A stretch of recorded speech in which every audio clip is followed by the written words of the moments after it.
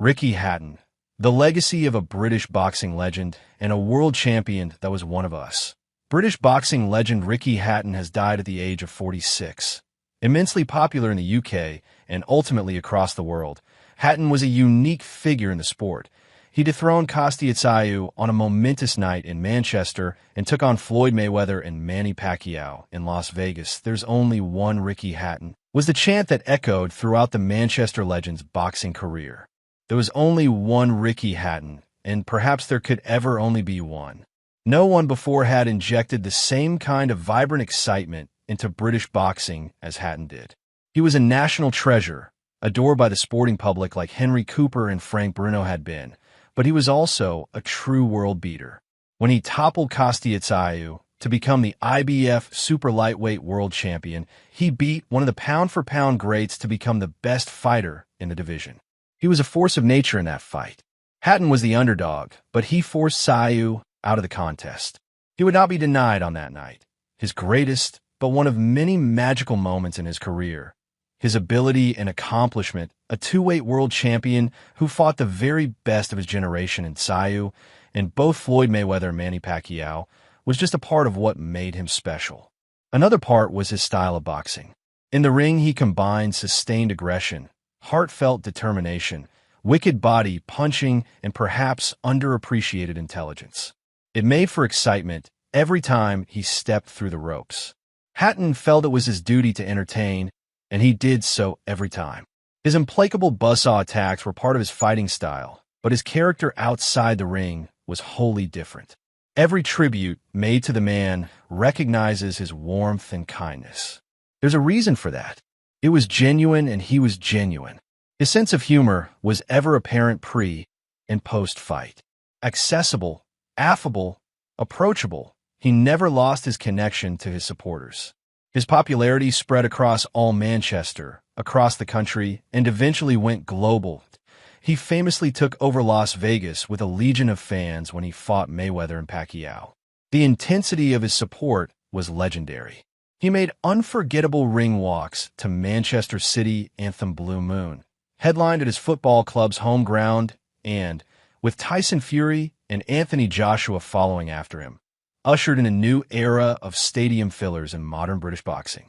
His lasting legacy will be what he meant to so many people. Hatton was a unique combination of the extraordinary, his feats in the ring exceptional, and the ordinary. Everyone could relate to him. He lived like a monk in training camp, but ate with gusto outside of it, drank with friends and supporters alike, and was exuberant company for anyone. "I was a world champion that was one of us," he said himself. You couldn't put it better. His story, from carpet fitter on a Manchester council estate to becoming a bona fide world champion, is a boxing fairy tale, but also a cautionary tale for the sport. For all his accomplishments and his unparalleled popularity, he struggled, especially after retiring from competition partying with trainer Billy Graham, and tensions within his family troubled him. He was open about his difficulties with depression and addiction. An ambassador for the mental health charity campaign against living miserably, he spoke frankly about his mental health, and he did so to help others.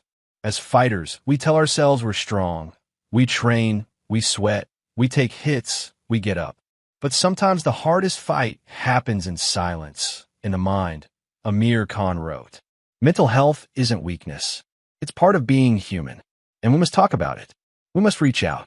We must lean on each other."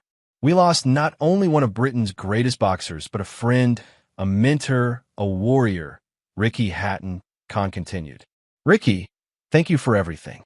For your fights, your moments of glory, your grit.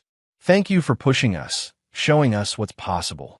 To everyone reading this, if you're hurting or struggling, you are not alone. Talk, reach out, because we need more light, more compassion, more understanding. Rest well, Ricky. You'll always have your place in the ring of our memories."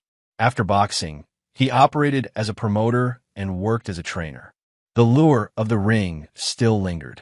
He lost a 2012 comeback fight, took part in an exhibition with his friend and fellow boxing legend Marco Antonio Barrera in 2022, and was intending to box again later this year. That adrenaline rush, the roar from the crowd, that nervousness as you're making your ring walk. It's the most nerve-wracking thing of any fighter's preparation before the fight. But when it's gone, you miss it, he once said. He did it all, though, and he certainly did it his way. On his lifestyle, the fluctuating weight that saw him lean into the Ricky Hatton nickname. While he wouldn't recommend it, he said, "I don't think I would change it, because I think that's what people loved about me. I worked hard all my life to have the fan base that I did. I had the fan base I did because I was exciting. I like to think they've loved my fights over the years. They loved the fights, definitely, but they loved him." Only 46 years old, Hatton was a father and a grandfather. In the estimation of his former promoter Frank Warren, Hatton was a modern great. Warren wrote, "A superbly talented fighter who inspired a generation of young boxers and fans in a way very few had done before due to both his personality and the entertainment he provided in the ring. From making his debut in Widnes in 1997 to then go on to win one of the most historic fights in British boxing history against Costi Atsayu in Manchester, Ricky will rightly go down as one of the modern greats of this sport. There was only one Ricky Hatton. Of course, there's only one Ricky Hatton.